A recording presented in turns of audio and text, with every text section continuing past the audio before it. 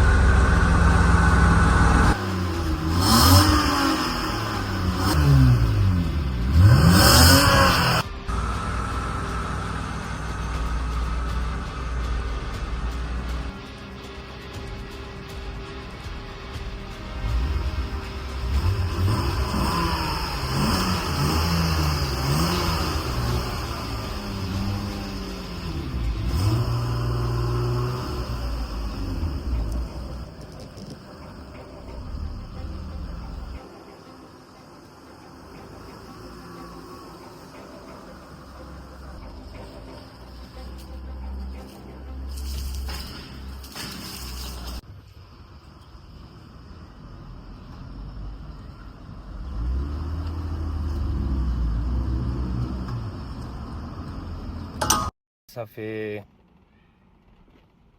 si je me trompe pas, ça fait plus de 5 ans que j'ai cette caisse. Bien avant, je crois que j'ai commencé à faire les vidéos sur les voitures. Et je voulais vraiment la terminer avant de vous la montrer, avant de faire une vidéo là-dessus. Je voulais que ça soit une vidéo un peu spéciale. Parce que c'est une voiture qui me tient vraiment à cœur. Par son histoire. Par le fait que quand on est arrivé en France, en fait, c'était la première voiture que mon père il a achetée. Ça me tenait à cœur de la restaurer, de la mettre dans un état digne de ce nom.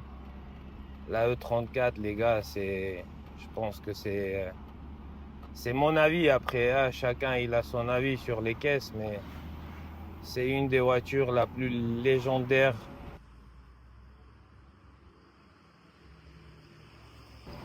L'amour pour la marque, les gars, BMW, il vient de l'enfance, de profond enfance. Quand on était encore des gamins, il y avait en Géorgie, il y a très peu de gens qui avaient, dans les années 90, je parle là, il y a très peu de gens qui avaient des voitures, comme on disait, d'une autre marque.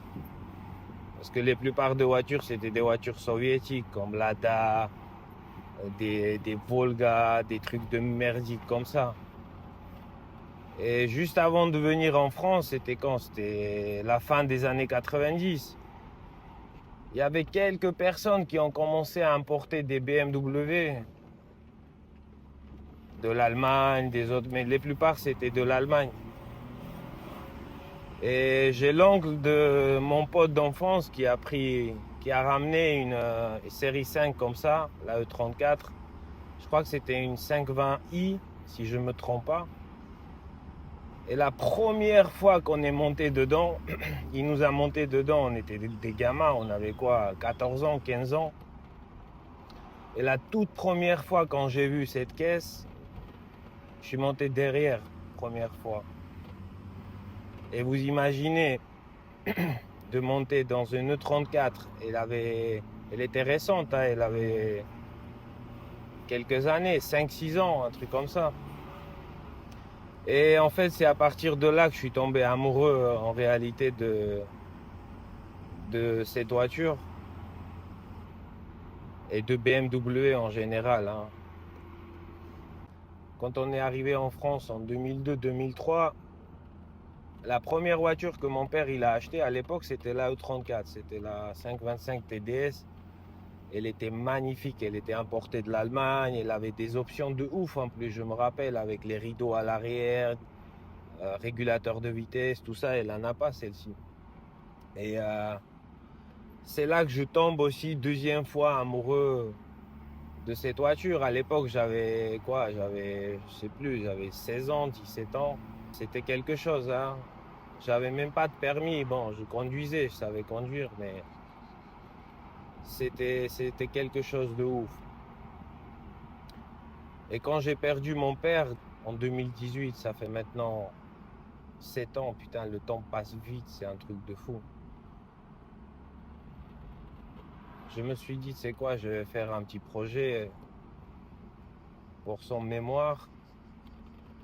Et cette voiture, quelque part, tu vois, c'est un lien entre mon père et moi. C'était la première caisse que voilà, j'ai mis tout mon cœur dedans. Niveau budget, je sais même pas quand j'ai dépassé 10 000 avec l'achat, hein. J'ai arrêté de compter parce que cette voiture-là, les gars, vous allez voir, l'état, elle est entièrement jusqu'au dernier joint, jusqu'à dernier détail, tout est neuf dedans. Après, le moteur, il était très sain, etc. Bon, à l'extérieur, elle était vraiment pas belle. Tout ce qui était mécanique avant la peinture aussi, on a tout fait. C'était une restauration complète. Là, le seul truc qui me reste à faire encore, c'est l'intérieur. Cette voiture, elle a une âme pour moi. C'est mon pote, c'est mon ami. Combien de fois les gens ils m'ont proposé des sommes et ils m'ont proposé de l'acheter, etc.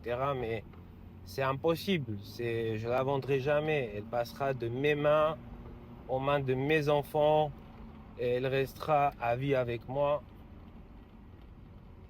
S'il ne se passe pas un truc de fou, bien sûr, hein, on ne sait pas ce qui nous réserve la vie.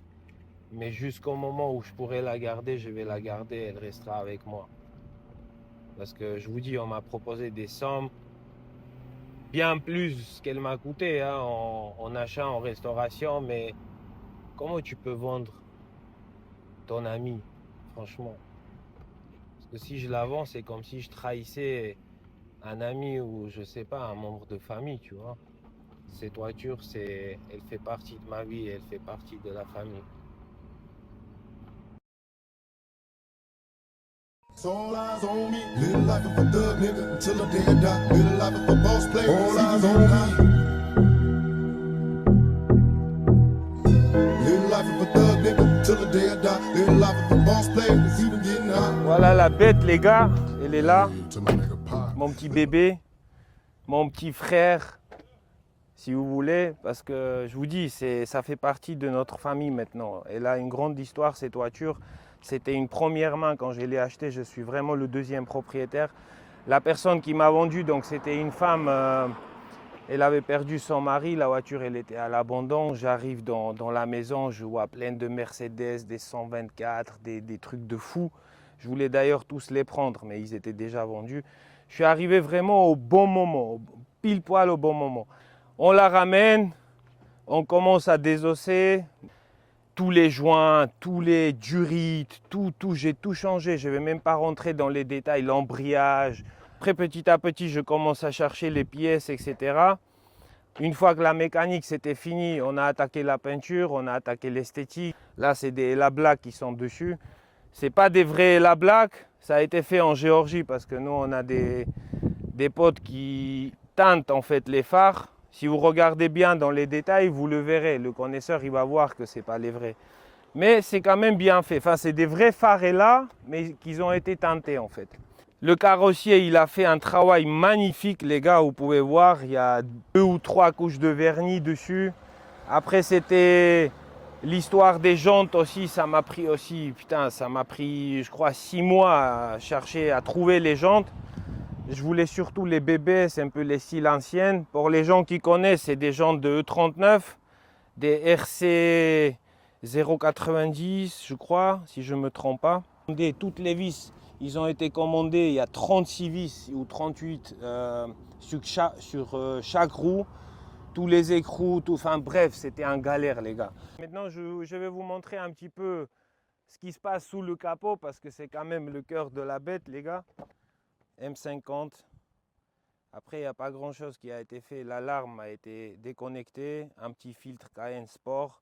Tout est d'origine les gars, il n'y a rien qui a été modifié. Juste ça a été fiabilisé. Joint cache culbut, joint carter, des petits détails comme des bimets, tout ça. Pas une goutte de quoi que ce soit. Refroidissement marche nickel. Si vous ne connaissez pas, voilà, comme tous les BM, ils ont des soucis de refroidissement. La voiture, elle est neuve à l'intérieur, à l'extérieur. Regardez même cette partie-là. La voiture, elle a 32 ans, les gars. Regardez comment on appelle ça, le tapis, enfin bref, vous avez compris. Il y a certains modèles, ils ont même la lumière. Malheureusement, celle-là, elle n'en a pas. Venez, je vous montre un petit peu l'intérieur. Ça, c'est le côté qui me reste encore à faire. Le cuir, il est d'origine, bien sûr. Bon, il y a encore quelques trucs à faire. Les tapis, ils étaient d'origine, ils n'étaient pas beaux. Donc, je les ai jetés, j'ai commandé sur mesure. Le volant MTech, les gars, ça aussi, je l'ai ramené de Géorgie. Je l'ai refait. Le cuir, on a refait. Le pommeau de vitesse, là, on a acheté chez BM parce que je ne trouvais pas. Il n'y avait plus version en bois malheureusement. Et le petit cuir aussi, on a refait. Après, bon, elle n'est pas très optionnée. Elle n'a pas de régulateur, pas de rideau arrière. Je sais qu'il y a pas mal d'options, etc. Mais bon, ce n'est pas ce qui comptait vraiment pour moi. Je vous montre aussi un peu l'arrière. Voilà, le cuir, il a été un peu asséché. Elle est restée longtemps au soleil. Un jour, peut-être, je referai toute la sellerie, on verra. On verra bien par la suite, les gars. Ça, les gars, vraiment le plus important pour les BMistes. Vous voyez, il est complet. Tout BMW, tous les marquages, etc. Ils sont neufs. Après, je l'ai complété. Il manquait 2-3 trucs. Donc voilà, les gars. Merci pour le visionnage. N'hésitez pas à nous motiver, les gars, pour l'effort qu'on a fait. Surtout mon ami Tourpal qui est derrière la caméra, il a fait un super boulot. J'espère que la vidéo et ce genre de contenu vous plaira. Donc, petite récompense les gars, un petit like, petit commentaire, vos avis sur la voiture, sur la vidéo, etc. Ça fait 1 an que j'ai pas fait de vidéo quand même. Le temps passe super vite. Et pour la prochaine, on vous prépare du lourd. Je pense que vous avez remarqué dans la vidéo. Pour les plus malins, dites-moi ce que c'est, mettez-moi en commentaire. Mais c'est une vraie. Donc prenez soin de vous les gars et à très bientôt. Dawai. They don't never see me coming. If I'm honest, kinda love it. On something, tell your uncle, sister, cousin, throw whoever listens. It's getting hard to bottle in the town and find a balance in the front. Throwing bows, it's the diamonds try to follow me. Me, I tend to jump when it's out of reach. I at least take a step. If I'm missing crumble, I'll be picking up the pieces. Reinvention is a must. If I lose my sense of balance, I won't lose my sense of touch.